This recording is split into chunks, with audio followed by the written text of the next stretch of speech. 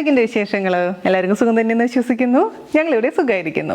അപ്പോൾ ഞാൻ ഇന്ന് വന്നിരിക്കുന്നത് ദിവാലി സ്പെഷ്യൽ ആയിട്ടുള്ള റെസിപ്പി ആയിട്ടാണ്. അതായത് ചിവ്ഡ എന്നൊക്കെ പറഞ്ഞാൽ നിങ്ങൾക്ക് ചിലപ്പോൾ ചിലവർക്ക് മനസ്സിലായിന്ന് വരില്ല. എളുപ്പത്തിൽ പറയുകയാണെങ്കിൽ ഒരു മിക്സ്ചർ വളരെ എളുപ്പത്തിൽ തയ്യാറാക്കാൻ പറ്റുന്ന നമ്മുടെ അടുക്കളയിൽ എപ്പോഴും അവൈലബിൾ ആയിട്ടുള്ള നമ്മുടെ പ്രിയപ്പെട്ട അവൽ വെച്ചിട്ടുള്ള ഒരു മിക്സ്ചറാണ് തയ്യാറാക്കാൻ പോകുന്നത്. അപ്പോൾ നമ്മൾ സാധാരണ മിക്സ്ചറിൽ നിന്ന് വ്യത്യസ്തമായിട്ട് ഇതിന് ചെറിയൊരു മധുരവും ചെറിയൊരു എരിവും ഉപ്പും കലർന്നൊരു ടേസ്റ്റാണ്. അപ്പോൾ കുട്ടികൾക്കൊക്കെ ഒരുപാട് ഇഷ്ടപ്പെടുന്ന ഒരു ടേസ്റ്റ് ആയിരിക്കും. നിങ്ങൾ ഉണ്ടാക്കി നോക്കാത്തവർ ഉണ്ടാക്കി നോക്കാൻ മറക്കരുത്. അപ്പോൾ അതുപോലെ തന്നെ ഫീഡ്ബാക്ക് പറയാം. അപ്പോൾ ദിവാലി റെസിപ്പീസ് മുഴുവനും നമ്മളൊരു പ്ലേലിസ്റ്റ് ആയിട്ട് ക്രിയേറ്റ് ചെയ്തിട്ടുണ്ട്. അപ്പോൾ അതിൻ്റെ ലിങ്ക് ഞാൻ താഴെ തരാം. ഓൾമോസ്റ്റ് എല്ലാതും ഞാൻ കവർ ചെയ്തിട്ടുണ്ട്. കവർ ചെയ്യാത്തതുണ്ട് കേട്ടോ. അത് അടുത്ത ദിവാലിക്ക് നമുക്ക് തീർച്ചയായിട്ടും കൊണ്ടുവരാം. അപ്പോൾ ട്രൈ ചെയ്ത് നോക്കാത്ത വിഭവങ്ങളെല്ലാം ട്രൈ ചെയ്ത് നോക്കാൻ മറക്കരുത്. ദിവാലി അടിച്ചു പൊളിക്കുക, അല്ല സൂക്ഷിച്ച് പടക്കമൊക്കെ പൊട്ടിക്കുക, അതുപോലെ തന്നെ ദീപമൊക്കെ കത്തിക്കുമ്പോൾ സൂക്ഷിക്കുക. അപ്പോൾ എല്ലാവർക്കും ഹാപ്പി ദിവാലി ഞാൻ ആശംസിക്കുന്നു. ഞാനും ജാൻ ചേട്ടനും എല്ലാവരും. അപ്പോൾ ഒട്ടും താമസിച്ചിട്ട് നമുക്ക് എങ്ങനെയാണ് രുചികരമായിട്ടുള്ള പോഹ ചിവ്ഡ തയ്യാറാക്കാം എന്ന് നോക്കിയിട്ട് വരാം. ഓക്കെ, അപ്പോൾ നമുക്ക് വളരെ എളുപ്പത്തിലുള്ള സ്പൈസി സ്വീറ്റ് സോൾട്ടി ആയിട്ടുള്ള മിക്സ്ചർ, ഒരു മഹാരാഷ്ട്രൻ റെസിപ്പിയാണ്. പക്ഷെ വളരെ എളുപ്പത്തിൽ നമുക്ക് ഉണ്ടാക്കിയെടുക്കാൻ പറ്റും. നമ്മുടെ സാധാരണ നാടൻ മിക്സ്ചർ ഉണ്ടാക്കുന്ന യാതൊരുവിധ ബുദ്ധിമുട്ടുകളും ഇല്ല. അപ്പോൾ അതിന്റെ മെയിൻ റീസൺ എന്താ, നമ്മളിത് ചെയ്യാൻ പോകുന്നത് അവല് വെച്ചിട്ടാണ്. പോഹ അവലില്ലേ, 2-3 തരത്തിലുള്ള അവല് അവൈലബിൾ ആണ്. ഇതുപോലെ വെളുത്ത നൈസ് ആയിട്ടുള്ള അവലുണ്ട്. അതുപോലെ തന്നെ നമ്മുടെ മട്ട അവലില്ലേ, കുറച്ച് കട്ടിയിലുള്ള അവലുണ്ട്. അപ്പോൾ നിങ്ങൾക്ക് ഏത് വെച്ചിട്ടും ചെയ്യാം. ഇപ്പൊ നൈസ് അവല് വെച്ചിട്ടാണെങ്കിൽ നമുക്ക് നേരെ എണ്ണയിൽ വറുക്കാണ്ട് തന്നെ ജസ്റ്റ് ഒന്ന് റോസ്റ്റ് ചെയ്തിട്ട് ഒരു മീഡിയം ഫ്ലെയിമിലിട്ട് നന്നായിട്ട് അവല് വറുത്തെടുത്താൽ മതി, ഒട്ടും എണ്ണയില്ലാതെ. അങ്ങനെയാണെങ്കിലും ടേസ്റ്റ് ഉണ്ടാവും. പക്ഷെ കുറച്ചും കൂടെ പിള്ളേർക്കൊക്കെ ഇഷ്ടപ്പെടുക എനിക്ക് തോന്നുന്നു വറുക്കുന്നതായിരിക്കും. അപ്പൊ ഞാനിന്ന് ഫ്രൈ ചെയ്തിട്ടാണ് ഉണ്ടാക്കാൻ പോകുന്നത്. ഞാനിപ്പോൾ വെള്ള അവല് വെച്ചിട്ടാണ് ഉണ്ടാക്കാൻ പോകുന്നത്. ഒരു മീഡിയം തിക്നെസ് ഉള്ള അവലാണ് കേട്ടോ ഇത്. അപ്പൊ ഇത് വാഷ് ഒന്നും ചെയ്യണ്ട. വാഷ് ചെയ്ത് കഴിഞ്ഞാൽ നമുക്ക് ഉണ്ടാക്കിയെടുക്കാൻ പറ്റില്ല. 250 ml ഗ്ലാസ്സിൽ 2 ഗ്ലാസ് അവലാണ് എടുത്തിരിക്കുന്നത്. അപ്പൊ ഞാൻ പറഞ്ഞ പോലെ നിങ്ങൾക്ക് ഏത് തരത്തിലുള്ള അവല് വേണമെങ്കിലും ഉപയോഗിക്കാം. പിന്നെ ഞാനിവിടെ എടുത്തിരിക്കുന്നത് ഒരു അര ഗ്ലാസ് കപ്പലണ്ടിയാണ്. തൊലിയോട് കൂടിയുള്ള കപ്പലണ്ടി 1 കപ്പ്. അപ്പൊ കപ്പലണ്ടി ഉണ്ടെങ്കിലാണ് മിക്സറിന് ഒരു പ്രത്യേക ടേസ്റ്റ് ഉണ്ടാവുള്ളൂ. പിന്നെ നമുക്ക് വറുത്തെടുക്കാൻ വേണ്ടത് കുറച്ച് പൊട്ടുകടലയാണ്. അതായത് നമ്മുടെ ചെറിയ ബ്ലാക്ക് കടലില്ലേ, അതിന്റെ പരിപ്പാണിത്. പൊട്ടുകടലയാണ്. അതേസമയം നമ്മുടെ സാധാരണ കടലപ്പരിപ്പ് വെച്ചിട്ട് ഞാൻ ഫ്രൈ ചെയ്ത് നോക്കി, പക്ഷെ അത്ര നന്നായിട്ട് വന്നില്ല. നല്ല കട്ടിയായിരിക്കുന്നു. പിന്നെ അത് 5-6 മണിക്കൂർ സോക്ക് ചെയ്യാൻ വെക്കണം. അതിനുശേഷം അതിന്റെ വെള്ളമെല്ലാം തുടച്ച് കളയാൻ നിൽക്കണം. അപ്പൊ ഇൻസ്റ്റന്റ് ആയിട്ട് നമുക്ക് അത് ഉണ്ടാക്കിയെടുക്കാൻ പറ്റില്ല. അതുകൊണ്ട് നിങ്ങളുടെ അടുത്ത് ഇപ്പോൾ ഈ പൊട്ടുകടല ഉണ്ടെങ്കിൽ ഉപയോഗിക്കുക, അതല്ലെങ്കിൽ പരിപ്പ് ഒഴിവാക്കാം കേട്ടോ. ചനാദാല് സോക്ക് ചെയ്യാണ്ട് നമുക്ക് ഇട്ട് കഴിഞ്ഞാൽ കല്ല് പോലെ ഇരിക്കും. കടിച്ചു കഴിഞ്ഞാൽ സോഫ്റ്റ്നെസ് ഉണ്ടാവില്ല. അത് പ്രത്യേകിച്ച് ശ്രദ്ധിക്കുക. അതുകൊണ്ട് ഇതുണ്ടെങ്കിൽ മാത്രം ഉപയോഗിക്കുക, അതല്ലെങ്കിൽ വേണ്ടാന്ന് വെക്കുക. പിന്നെ നമുക്ക് വേണ്ടത് അണ്ടിപ്പരിപ്പാണ്. ഒരു 1/4 കപ്പോളം അണ്ടിപ്പരിപ്പ് ഉണ്ടെങ്കിൽ എടുക്കുക, അല്ലെങ്കിൽ ഏത് നട്ട്സ് ആണെങ്കിലും നമുക്ക് ഉപയോഗിക്കാം. പിസ്ത ആണെങ്കിലും ബദാം ആണെങ്കിലും ഒക്കെ ഉപയോഗിക്കാം. പക്ഷെ അണ്ടിപ്പരിപ്പാണ് ഏറ്റവും ടേസ്റ്റ് കേട്ടോ. അപ്പൊ നമുക്ക് ഒട്ടും തന്നെ സമയം കളയാണ്ട് പെട്ടെന്ന് തന്നെ തയ്യാറാക്കാൻ തുടങ്ങാം.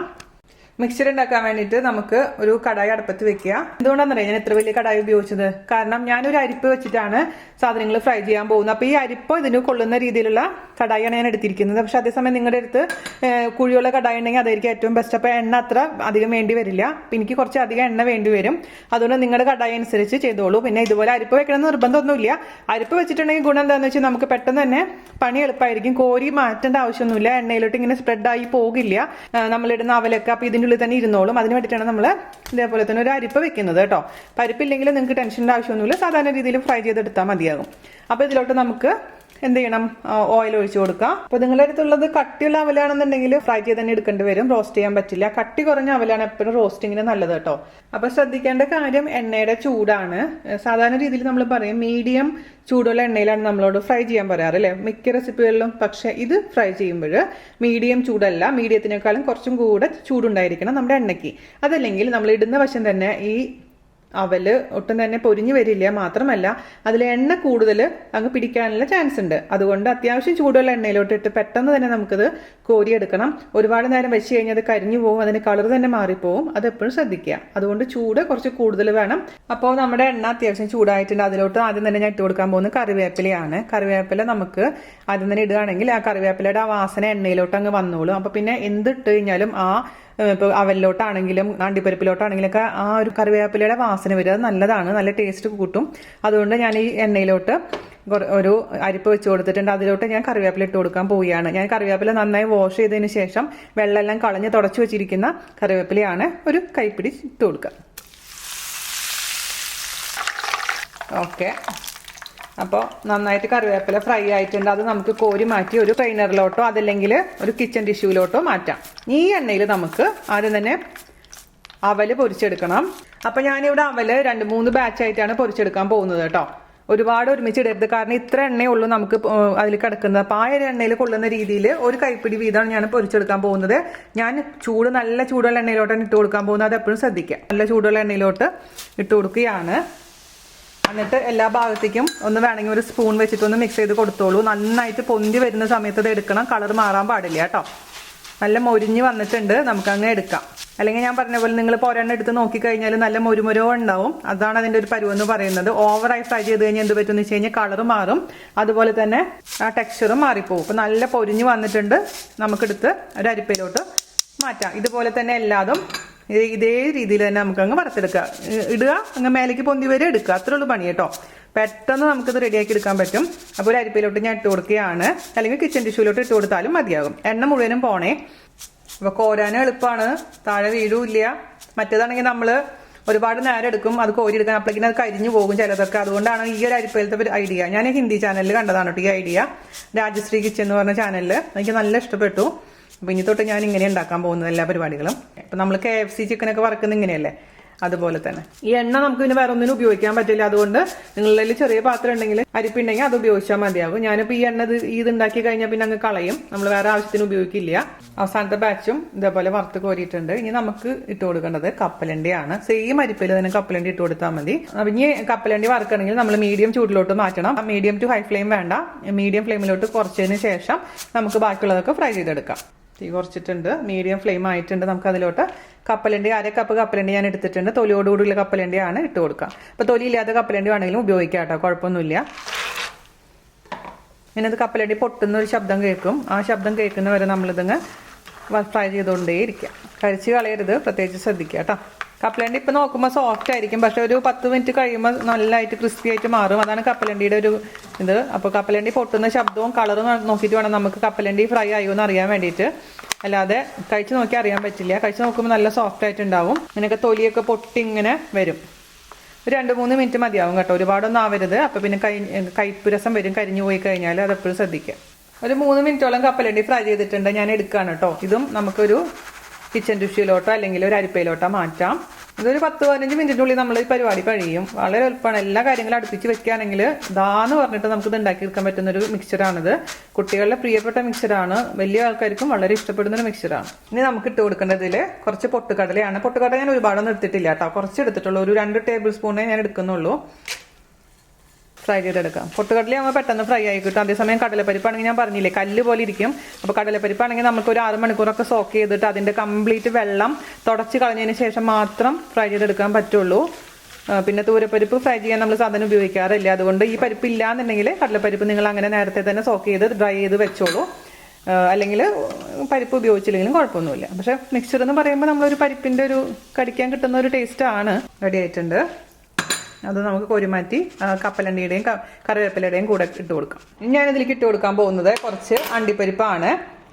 ഒരു കൈപ്പിടി അണ്ടിപ്പരിപ്പ് കേട്ടോ. അതും മീഡിയം ഫ്ലെയിമിൽ നമുക്ക് നല്ല കളറാവുന്ന വരെ ഫ്രൈ ചെയ്തെടുക്കാം. അപ്പോൾ ഇതിൽ 1-2 ഐറ്റംസ് ഇല്ലെങ്കിലും കുഴപ്പമൊന്നുമില്ല. നമ്മുടെ എന്താ പറയുക, കപ്പലണ്ടിയോ അണ്ടിപ്പരിപ്പോ ഏതെങ്കിലും ഒന്ന് മിസ് ചെയ്ത് കഴിഞ്ഞാലും കുഴപ്പമൊന്നുമില്ല, ഉണ്ടാക്കിയെടുക്കാൻ പറ്റും. അവരില്ലെങ്കിൽ സെയിം സംഭവം തന്നെ ഓട്സ് വെച്ചിട്ട് നമുക്ക് ചെയ്യാം. കുറച്ച് കട്ടിയുള്ള ഓട്സ് വെച്ചിട്ട് നമുക്കിത് ചെയ്യാവുന്നതേ ഉള്ളൂ. വളരെ നൈസായിട്ട് പൊടി പോലുള്ള ഓട്സ് വെച്ച് പറ്റില്ല. പക്ഷെ ഇച്ചിരി നമ്മൾ സാധാരണ വീട്ടിലുണ്ടാവില്ല, എല്ലാവരും വീട്ടിലിപ്പോൾ ഓട്സ് ഉണ്ടാവാറുണ്ട്. അപ്പോൾ അവരില്ലെങ്കിൽ ഓട്സ് വെച്ചിട്ടും സെയിം റെസിപ്പി നിങ്ങൾക്ക് ചെയ്യാവുന്നതേ ഉള്ളൂ കേട്ടോ. അപ്പോൾ നമ്മുടെ അണ്ടിപ്പരിപ്പും ചെറിയൊരു ഗോൾഡ് കളർ വന്നിട്ടുണ്ട്. അതും നമ്മുടെ കപ്പലണ്ടിയുടെ മേലെ കൂടെ ഇട്ട് കൊടുക്കാം. അവസാനമായിട്ട് ഇട്ട് കൊടുക്കാൻ പോകുന്നത് കുറച്ച് കിസ്മിസാണ്, അതായത് ഉണക്കമുന്തിരിയാണ്. ഉണക്കമുന്തിരി താല്പര്യമില്ലെങ്കിൽ ഒഴിവാക്കാം കേട്ടോ. ഉണക്കമുന്തിരി ഞാൻ നന്നായിട്ട് വാഷ് ചെയ്തിട്ട് ഒന്ന് നന്നായിട്ട് ഉണക്കി എടുത്തിട്ടുണ്ട്. കാരണം ഉണക്കമുന്തിരിയിൽ നിറയെ അഴുക്കുണ്ടായിരുന്നു. ഞാൻ ആദ്യമായിട്ട് ഉണ്ടാക്കി നോക്കിയപ്പോൾ നിറയെ അഴുക്ക് പോലെ ഇങ്ങനെ മുകളിലോട്ട് വന്നു. അപ്പോൾ കണ്ടപ്പോൾ ഒരു ഇഷ്ടമായില്ല. അതുകൊണ്ട് ഞാനൊന്ന് വാഷ് ചെയ്തിട്ടുണ്ട്. നന്നായിട്ട് ഗുണ്ടുമണികളാവുമ്പോൾ അതങ്ങ് കോരിമാറ്റി എടുക്കാം. ഓക്കെ, ഓവറായിട്ട് ഫ്രൈ ആവാൻ നിൽക്കണ്ട. അങ്ങനെ ഗുണ്ടുമണി ആയി വരുന്ന സമയത്ത് നമുക്ക് എടുക്കാം കേട്ടോ. ഓക്കെ, അതിലത്തെ എണ്ണയും കളഞ്ഞിട്ട് എടുക്കാം. അപ്പോൾ നമുക്ക് ഈ സ്റ്റവ് ഓഫ് ചെയ്യാം. ഇനിയിപ്പോൾ എണ്ണയുടെ ആവശ്യമില്ല, നമ്മളെല്ലാം മിക്കതും ഫ്രൈ ചെയ്ത് കഴിഞ്ഞിട്ടുണ്ട്. പിന്നെ നിങ്ങൾക്ക് വേണമെങ്കിൽ ബൂന്തി വാങ്ങിക്കാൻ കിട്ടുന്ന ബൂന്തി വേണമെങ്കിൽ ഇട്ട് കൊടുക്കാം അതിൻ്റെ കൂട്ടത്തിൽ കൂടെ. അതുപോലെ തന്നെ സേവ് ഇല്ലേ, സേവ് വേണമെങ്കിൽ ഉണ്ടെങ്കിൽ ഇട്ട് കൊടുക്കാം. പക്ഷേ അതൊക്കെ പിന്നെ വാങ്ങിക്കാൻ നിൽക്കണം. ഇതുണ്ടെങ്കിൽ നമ്മളെ വീട്ടിലുള്ളത് വെച്ചിട്ട് ഉണ്ടാക്കിയാൽ മതി. പിന്നെ കോക്കനട്ട്, അതായത് നമ്മുടെ തേങ്ങക്കൊത്ത് ഉണ്ടെങ്കിൽ തേങ്ങക്കൊത്തും ഫ്രൈ ചെയ്തെടുക്കാവുന്നതേ ഉള്ളൂ. പക്ഷെ എൻ്റെ അടുത്ത് തേങ്ങക്കൊത്ത് ഇല്ല, അതുകൊണ്ട് ഞാൻ ഉപയോഗിക്കുന്നില്ല. അപ്പം നിങ്ങളുടെ ഇഷ്ടത്തിനനുസരിച്ച് ഇതിൽ എന്തൊക്കെ മാറ്റങ്ങൾ വേണമെങ്കിൽ വരുത്താം. അതുപോലെ തന്നെ ചിലവർ ഇതിൽ നമ്മുടെ സാധാരണ കേരള മിക്സർ ചെയ്യുമ്പോൾ നമ്മൾ ഇടുന്നില്ലേ, എന്നിട്ടാണ് വെളുത്തുള്ളി ഫ്രൈ ചെയ്തിടാറില്ലേ. അപ്പോൾ വെളുത്തുള്ളിയുടെ ഫ്ലേവർ ഇഷ്ടമാണെങ്കിൽ വെളുത്തുള്ളി നിങ്ങൾക്ക് വേണമെങ്കിൽ ഫ്രൈ ചെയ്തിടാം. കറിവേപ്പിലയുടെ കൂട്ടത്തിൽ കൂടെ പച്ചമുളക് ഫ്രൈ ചെയ്തിടാം. അതൊക്കെ നിങ്ങളുടെ ഇഷ്ടത്തിനനുസരിച്ച് മാറ്റം വരുത്തിക്കോളൂ. ഞാനിപ്പോൾ പച്ചമുളകൊന്നും ഇടുന്നില്ല, അതുപോലെ തന്നെ വെളുത്തുള്ളി ഇടുന്നില്ല ഇതിലോട്ട് കേട്ടോ. അപ്പോൾ നമുക്ക് ഈ ബാക്കിയുള്ള കാര്യങ്ങൾ ചെയ്യാം. ഇനി നമുക്ക് എന്താ ചെയ്യേണ്ടതെന്ന് വെച്ച് കഴിഞ്ഞാൽ ഒരു ചെറിയൊരു ബൗൾ എടുക്കുക. ഓക്കെ, ആ ബൗളിലോട്ട് നമുക്ക് അതിലേക്ക് ആവശ്യമുള്ള സ്പൈസസ് എല്ലാം കൂടി ഒരുമിച്ച് ഇട്ട് കൊടുക്കാം. കാരണം എല്ലാം കൂടിയും കണ്ട് നമ്മുടെ ആ എണ്ണ ചൂടായി വരുന്ന സമയത്ത് ഓരോന്നോരോന്ന് എടുക്കാൻ നിൽക്കുകയാണെങ്കിൽ ചിലപ്പോൾ കരിഞ്ഞു പോകാനുള്ള ചാൻസ് ഉണ്ട്. എരിവുണ്ട്, ചെറിയ മധുരമുണ്ട്, ചെറിയ ഉപ്പുണ്ട്, ആ രീതിയിലാണ് ഉണ്ടാക്കുന്നത്. അതേസമയം നിങ്ങൾക്ക് ഇപ്പോൾ ഇതിലേക്ക് സ്വീറ്റ്നെസ്, അതായത് മധുരം വേണ്ടാന്നുണ്ടെങ്കിൽ പഞ്ചസാര ഒഴിവാക്കാം കേട്ടോ. അപ്പോൾ അതനുസരിച്ച് ചെയ്തോളൂ. അപ്പോൾ ഇത് എരിവിൻ്റെ അളവ് കൂട്ടിക്കൊടുത്തോളൂ. നമ്മളിതിൽ ചേർക്കാൻ പോകുന്ന മുളക് പൊടിയുടെ അളവ് കൂട്ടിക്കൊടുക്കാം. അപ്പം നോർത്ത് ഇന്ത്യയിലാണെങ്കിൽ ഇതിൽ കുറച്ചും കൂടെ ഫ്ലേവേഴ്സ് വരും. കാലാനമക്ക്, അതായത് ബ്ലാക്ക് സോൾട്ട് ആഡ് ചെയ്യുക, ഒരു ഫെനൽ സീഡ്സിന്റെ പൗഡർ ആഡ് ചെയ്യും, അതായത് പെരിഞ്ജീരകത്തിന്റെ പൊടി ആഡ് ചെയ്യും. അതൊക്കെയാണ് വേണമെന്നുണ്ടെങ്കിൽ നിങ്ങൾ എക്സ്ട്രാ ആഡ് ചെയ്തോളൂ. ഞാൻ പക്ഷേ അതൊന്നും ആഡ് ചെയ്യുന്നില്ല. ഞാനിപ്പോൾ ഇവിടെ ഇത് ഒരു 1/2 ടീസ്പൂൺ നല്ല എരിവുള്ള മുളക് പൊടി ഇട്ട് കൊടുത്തിട്ടുണ്ട്. കുറച്ചും കൂടി സ്പൈസി ആക്കണമെന്നുണ്ടെങ്കിൽ ആ മുളക് പൊടിയുടെ അളവ് കൂട്ടി കൊടുക്കുക. അതുപോലെ തന്നെ ഒരു 2 നുള്ള് മഞ്ഞപ്പൊടി ഞാൻ ചേർത്ത് കൊടുത്തിട്ടുണ്ട്. പിന്നെ മിക്സർ ആകുമ്പോൾ ഓഫ്കോഴ്സ് ഏറ്റവും അത്യാവശ്യമായിട്ട് വേണ്ടത് കായത്തിന്റെ പൊടിയാണ്. നമ്മൾ വീട്ടിൽ പൊടിച്ച കായത്തിന്റെ പൊടിയാണ്. ഒരു 2 നുള്ളി ഞാൻ ചേർത്ത് കൊടുത്തിട്ടുണ്ട്. അപ്പൊ കായത്തിന്റെ ഫ്ലേവർ ഉണ്ടെങ്കിലാണ് മിക്സറായിട്ട് വരുള്ളൂ. അപ്പൊ അത് 3 ഞാൻ പൊടികൾ ചേർത്ത് കൊടുത്തിട്ടുണ്ട്. അപ്പൊ ഞാൻ പറഞ്ഞ പോലെ നിങ്ങൾക്ക് പെരുംജീരകത്തിന്റെ പൊടി വേണമെന്നുണ്ടെങ്കിൽ അതിൽ ഇതിൽ ചേർത്ത് കൊടുക്കാം. കാലാനമക്ക് വേണമെങ്കിൽ കാലാനമക്കും ഇതിൽ കൂടെ ചേർത്ത് കൊടുത്ത് മിക്സ് ചെയ്ത് റെഡിയാക്കി വെക്കാം. അതുപോലെ തന്നെ ഞാൻ ഇതിന്റെ കൂട്ടത്തിൽ കൂടെ ഇട്ട് കൊടുക്കാൻ പോകുന്നത് പഞ്ചസാരയാണ്. പൊടിച്ച പഞ്ചസാര നന്നായിട്ട് പൊടിച്ചെടുക്കുക. അതിനുശേഷം ഒരു 2 ടീസ്പൂൺ പൊടിച്ച പഞ്ചസാര കേട്ടോ. ഞാൻ പറഞ്ഞില്ലേ, ഇത് നമ്മളൊരു ചെറിയൊരു സ്വീറ്റ്നെസ് ഉള്ള മിക്സറാണ്. അപ്പം പഞ്ചസാര വേണ്ടാന്നുണ്ടെങ്കിൽ കംപ്ലീറ്റ് ഒഴിവാക്കാം നിങ്ങൾക്ക്. പിന്നെ ഞാൻ ഇതിലേക്ക് ഇട്ട് കൊടുക്കാൻ പോകുന്നത് ഒരു 1/4 ടീസ്പൂൺ ഉപ്പാണ്. ഉപ്പിന്റെ അളവ് നമുക്ക് മിക്സ് ചെയ്ത് കഴിഞ്ഞിട്ട് ഉപ്പ് പോരാൻ തോന്നുന്നുണ്ടെങ്കിൽ നമുക്ക് ഇട്ട് കൊടുക്കാവുന്നതേ ഉള്ളൂ. ഓക്കെ, അപ്പം എല്ലാം കൂട്ടിയിട്ട് നന്നായിട്ട് അങ്ങ് മിക്സ് ചെയ്ത് കൊടുക്കാം. ഈ പൊടി നമുക്ക് റെഡിയാക്കി അടുത്ത് വെച്ചതിന് ശേഷം നമുക്ക് ഇതിലേക്ക് കുറച്ച് എണ്ണ ഒഴിച്ചിട്ട് റെഡിയാക്കാൻ തുടങ്ങാം. അപ്പോൾ ഈ കടായിലോട്ട് നമുക്ക് ഒരല്പം, 1 ടീസ്പൂൺ മാത്രം, ഒരുപാടാവാൻ പാടില്ല, 1 ടീസ്പൂൺ മാത്രം നമ്മൾ വറുത്ത് കോരിയ എണ്ണയോ അല്ലെങ്കിൽ പുതിയ എണ്ണയോ എന്താണെന്ന് വെച്ചാൽ ഒഴിച്ചു കൊടുക്കുക. ഞാനിപ്പോൾ 1 ടീസ്പൂൺ ഓയിൽ ഒഴിച്ചു കൊടുക്കുകയാണ്. പുതിയ ഓയിലാണ് ഞാൻ ഒഴിച്ചു കൊടുക്കുന്നത്. ഇത്ര മാത്രം മതി, ഒരുപാട് വേണ്ട. ഞാനിനി ഇതിൽ കടുകൊന്നും പൊട്ടിക്കുന്നില്ല. ചിലവർ കടുക് പൊട്ടിക്കാറുണ്ട്. ഞാൻ ഇതിലോട്ട് 2 ഉണക്കമുളക് മുറിച്ചിടാൻ പോവുകയാണ്. അപ്പോൾ ചൂടായ എണ്ണയിലോട്ട് 2 മുളക് ഇട്ട് കൊടുക്കുകയാണ്. നിർബന്ധമൊന്നുമില്ല കേട്ടോ, കാണാനൊരു ഭംഗിക്ക് വേണ്ടിയിട്ടാണത്. നന്നായിട്ടൊന്ന് കളർ മാറട്ടെ. അതിനുശേഷം നമുക്ക് തീ ഓഫ് ചെയ്തതിന് ശേഷം വേണം നമ്മൾ റെഡിയാക്കി വെച്ചിരിക്കുന്ന ആ പൊടികൾ ഇട്ട് കൊടുക്കാൻ. എന്നിട്ട് നന്നായിട്ട് വഴറ്റി അതിന്റെ പച്ചമണം മാറിയതിന് ശേഷം വറുത്ത് വെച്ചിരിക്കുന്ന എല്ലാ ഐറ്റംസ് ഇതിലിട്ട് മിക്സ് ചെയ്ത് കൊടുക്കണം. തീ ഓഫ് ചെയ്തിട്ടുണ്ട്. ഇത് നമുക്ക് ഈ മുളക് എടുത്തിട്ട് നമ്മുടെ അതിന്റെ കൂട്ടത്തിൽ കൂടി ഇട്ട് കൊടുക്കാം. ഇതിലോട്ട് ഓഫ് ചെയ്ത് വെച്ചിരിക്കുന്ന പാത്രത്തിലോട്ട് നമ്മൾ റെഡിയാക്കി വെച്ചിരിക്കുന്ന പൊടികൾ ഇട്ട് കൊടുക്കാം. മിക്സ് ചെയ്ത് കൊടുക്കുക. കരിച്ച് കളയരുത്. ഞാൻ പാത്രം ഒന്ന് പൊക്കി പിടിച്ചിട്ടുണ്ട്. ഓക്കെ, ഇനി നമുക്ക് ഇതിലേക്ക് നമ്മുടെ കപ്പലണ്ടി ഐറ്റംസ് എല്ലാം ഇട്ട് കൊടുക്കാം. നന്നായിട്ട് മിക്സ് ചെയ്യുക. ഇനി നമുക്ക് ഇതിലോട്ട് നമ്മുടെ വറുത്ത് വെച്ചിരിക്കുന്ന അവലിട്ട് കൊടുക്കാം. അതിനുശേഷം നമുക്ക് തീ ലോ ഫ്ലെയിമിലോട്ട് ഓൺ ചെയ്യാം. എന്നിട്ട് 2 മിനിറ്റോളം ഇതിൽ ഇട്ടിട്ട് നന്നായിട്ട് മിക്സ് ചെയ്തെടുക്കുക. എല്ലാ ഭാഗത്തേക്കും ആ മസാല പൊടികൾ എത്തിയെന്ന് ഉറപ്പ് വരുത്തുക. എന്നിട്ട് നിങ്ങൾ ടേസ്റ്റ് ചെയ്ത് നോക്കുക. എന്തെങ്കിലും കുറവുണ്ടെങ്കിൽ ഉപ്പോ പഞ്ചസാരയോ കുറവുണ്ടെന്നുണ്ടെങ്കിൽ ആഡ് ചെയ്ത് കൊടുക്കാൻ മറക്കരുത്. മുളക് പൊടി വേണമെങ്കിൽ ജസ്റ്റ് ഒന്ന് അപ്പുറത്തെ അടുപ്പിൽ വെറുതെ ഒന്ന് വാട്ടിയതിന് ശേഷം ഇതിലേക്ക് ഇട്ട് കൊടുത്താൽ മതി. കോൺഫ്ലെക്സ് ഇതേപോലെ വറുത്തെടുക്കാം കേട്ടോ. കോൺഫ്ലെക്സും നല്ലതാണ് വറുക്കാൻ. ഞാനിതിൻ്റെ ടേസ്റ്റ് ഒന്ന് നോക്കട്ടെ. അടിപൊളി. ഇത് തരി ഉപ്പിൻ്റെ കുറവുണ്ട്, ബാക്കിയൊക്കെ പെർഫെക്റ്റ് ആയിട്ടുണ്ട്. എരിവുണ്ട് പെർഫെക്റ്റ് ആയിട്ട്, എല്ലാം പെർഫെക്റ്റ് ആണ്. ഉപ്പ് മാത്രം ഇത്തിരി കുറവുണ്ട്. അടിപൊളി കേട്ടോ. ചെറിയൊരു മധുരവും ചെറിയൊരു ഉപ്പും എരിവും ഒക്കെ ആയിട്ട് സൂപ്പർ ആയിട്ടുണ്ട്. ഞാൻ ഓഫ് ചെയ്യാണ്. 2 മിനിറ്റോളം ഇതുപോലെ തന്നെ. അതിലൊട്ടും തന്നെ എണ്ണ പിടിച്ചിട്ടില്ല. നല്ല ക്രിസ്പി ആയിട്ടുള്ള അടിപൊളിയായിട്ടുള്ള ചീവട റെഡി ആയിട്ടുണ്ട്.